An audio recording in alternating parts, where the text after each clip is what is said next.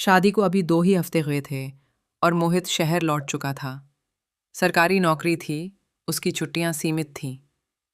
मैं नवविवाहिता प्रियंका पहली बार गांव में ससुराल के माहौल को महसूस कर रही थी। छोटा सा गांव, कच्ची सड़कें, मिट्टी की खुशबू और वो बड़ा सा पुराना घर जहां हर दरवाज़ा एक किस्सा सुनाता था। घर में अब सिर्फ 3 लोग थे, मैं, मेरी सासू माँ और मेरे ससुर जी। सासू माँ सुबह से मंदिर चली जाती थी और देर शाम तक भजन कीर्तन में व्यस्त रहती। अकेलेपन से जूझती मैं ससुर जी के साथ अक्सर चाय पीते पीते बातों में उलझ जाती। वो उम्र में मुझसे काफ़ी बड़े थे, पर उनके चेहरे पर उम्र की थकावट नहीं, बस एक शांत उदासी थी जो कहीं न कहीं मुझे खींचती थी। उनकी आंखों में अनुभव था, पर कहीं बहुत गहरी तन्हाई भी छिपी हुई थी। एक दिन दोपहर तक मौसम बिल्कुल ठीक था, पर शाम होते होते आसमान में काले बादल घिर आए। आंधी की दस्तक थी और बिजली का जाना तय। जैसे ही रात गहराई, बिजली चली गई और पूरा घर अंधेरे में डूब गया। मैं अपने कमरे में थी जब बाहर दरवाजे पर धीमी सी दस्तक हुई। बहू, डरना मत, मैं हूँ। यह ससुर जी की आवाज़ थी। मैंने हल्के कांपते हाथों से दरवाज़ा खोला। वो लालटेन लिए खड़े थे।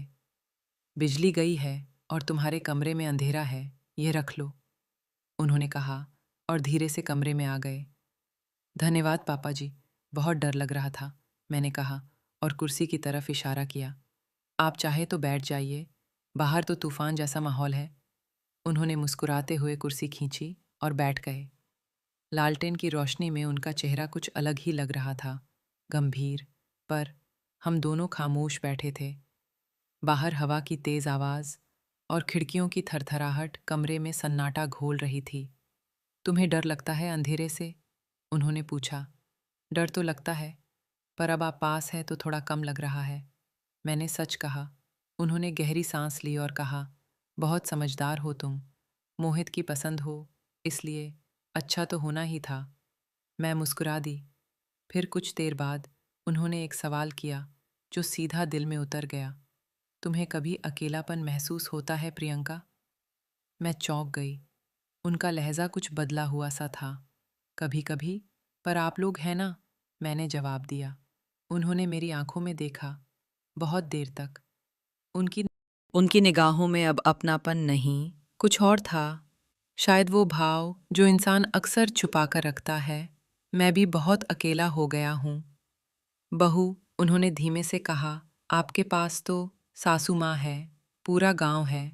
मैं थोड़ा असहज हो गई थी। हाँ, पर कई बार साथ होकर भी इंसान अकेला होता है। मैं कुछ नहीं कह सकी। सच तो ये था कि मेरी भी दुनिया पलट गई थी। राहुल दूर था, मेरा मन भटकता था, और ये ससुर जो अब सिर्फ ससुर नहीं लग रहे। मैंने खिड़की से बाहर देखा, सारी बत्तियां बुझी थी, सिर्फ हवा की आवाज़। और कमरे में तभी उन्होंने धीरे से कहा, अगर मैं कुछ कहूँ तो बुरा तो नहीं लगेगा? मैंने बिना बोले सिर हिलाया। तुमसे बात करके अच्छा लगता है। बहुत दिनों बाद किसी ने इतनी आत्मीयता से बात की है। आप भी बहुत अच्छे हैं पापा जी, मैंने कहा। वो थोड़ा पास आ गए। अब हमारी सांसें सुनाई देने लगी। क्या कभी तुम्हें ऐसा नहीं लगता कि रिश्तों की परिभाषाएं दिल की आवाज़ से बड़ी नहीं होनी चाहिए? मैंने कोई जवाब नहीं दिया। दिल तेज धड़क रहा था। ना जाने वो क्या कहने जा रहे थे। आज अगर मैं कहूँ कि इस अंधेरे में तुम्हारा साथ मुझे वो सुकून दे रहा